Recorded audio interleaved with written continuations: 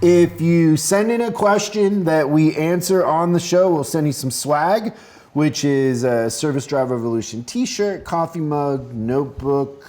What else is in there? Stickers. Hats. The stickers are pretty awesome. It's pretty cool swag. So post it on YouTube or email us at info@ChrisCollinsInc.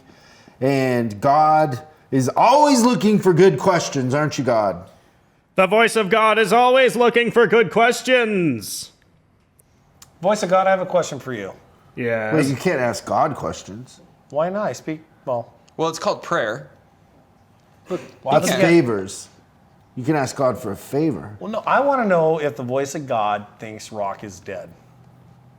Just a simple yes or no. Yes, Rock is dead. I saw to that many times. Wait, but what? Rock is dead, but you just can't kill the metal. And by metal, he means Keith Richards. Striper? God, what's worse, herpes or corona? God is not a licensed medical professional. Well, when you created herpes, what were you thinking? You're really putting God on the spot. Well, I'm just saying he's the creator of all things. Maybe if Well, this isn't actually God. This is the voice of God. Herpes was created through sin. So Satan So it's our created it? fault, maybe? It's our fault? Herpes is a lesson. Let's Okay, get- what's let's the get to question, God? questions. Question number 1. Guys, I love the show, but why do you hate parts so much? Stop with the parts bashing. Oh, wow. Oh, no. Okay. Why does Jeremy hate parts so much? We all understand that our shops are labor factories, correct? Correct. So, We are in the business of producing labor. correct. That's where our profit target is. Production. So, And it takes parts to do that. So Tuesday, I call one of my local dealerships up. Hey, Steve, so-and-so, I need this, this, and this. Great, I'll have it on the afternoon truck. Click. The day comes and goes. Before I know it, it's 5:30. My tech says, hey, by the way, where are those 2 things we were waiting for from the great parts department? You know, they didn't show up. So I call the next day, and I kid you not. Hey, I get a different person. I ordered these 2 parts yesterday. Can you just see where they're at? I am on hold for 12 minutes and 32 seconds. That's 12 minutes I'll never get back in my life. He comes back, he goes, oh yeah, so-and-so put the order in, but he just forgot to put it on the truck. So you'll get it on the afternoon truck. So a whole 24 hours later, we finally get it, but just because somebody in parts forgot to do their job. What pisses you off more that you're on hold for 12 minutes and how many seconds? 12 32. minutes and 32 seconds. Randomly specific. Yeah. I track my time. Like 12 you plan on counting this. That or that it wasn't on the truck? What upsets me is the entire process. Number one, I shouldn't have to talk to anybody. I should be able to order it online and it should show up when they promise it. Now, did you call the parts manager and tell him what happened? No. So how might can a not know. parts manager do anything if they don't know? I'm still on hold waiting for him 12 years, 32 days, and 45 seconds later. He's checking his email. He is. Yeah. Parts managers hide. They don't want to know the truth. They do not want to know the truth. I do feel like we should, so in general, our parts avatar is a generalization. There are some really solid exceptions to the rule. I'm gonna give you 3 names. They know who they are. Theo, Brad, Steve. 3 parts managers that I've got that absolutely, they participate in morning meetings with the service department. They're proactively speaking to customers and trying to make the experience better. So I can rattle names of people that really do a nice job with their parts So department. there's 18,000 dealerships and 3 of them are good. 3. Well, I have one. The one that was at Commonwealth Volkswagen, Brian, was amazing. He did a Yep. great job. So yes, I've worked with one. Well, see, God, I think at least we're coming up with positive things about parts there at the end. I will never stop bashing parts though, so I'm not going to apologize for that. It's just the way it is. So deal with it. That's good. Parts department is the reason why God created herpes in the first place. The truth comes out. He's been holding Full that. circle. Really does. That's good. This next one comes from YouTube, but it's not a question, it's a comment. I wrote service for Toyota in the late 90s for 15 plus years. I was young and stupid. The money pulled me in, and instead of finishing university, I wasted away riding service, bouncing to different dealerships every 5 to 7 years due to management changes or dealers being purchased by large corporations. The hours suck and you get absolutely no respect from anyone. This business is based off of fear of losing your job. I was shit on all day long from every end. I wasted away all my 20s and my early 30s in the business. I eventually got out and went back to finish my degree. No more running around all day like someone's bitch. My advice to young people is to get out while you can. Riding service will eat you alive. That's hilarious. Wow. What a bitter. This what guy's a bitter country pill. music By the way, songwriter. that was a question or a long-winded statement. That was a statement. The Yeah. sad thing is that everything applies except he's not young anymore.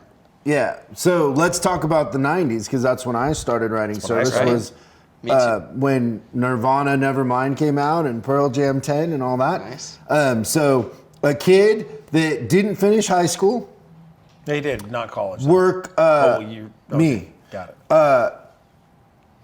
Ended up writing service, figuring out that the harder I worked and the more I took care of customers, the more money I made. I ended up making more money than lawyers or doctors that I went to school with that had student loans for, Ever. back then a couple $100,000. Now it'd be like $500,000. Yeah. Provided me a great lifestyle, great customers that I loved. I went home with the accomplishment of taking care of people and learning. So, I mean, I think your perspective has a lot to do with who you are as a person, because that is not the experience I had. Now, I had my pay plan changed, and the first dealer I worked with was a dealer kid that was as useless as two tits on a board. And the manager I had, who in the book, the Millionaire Service Advisor, I renamed him Dick because he was a dick. Literally, I would vacuum his car and we were vacuuming up his weed and his blow. He worked like 4 hours a day. He would come in at 10 and leave at 2.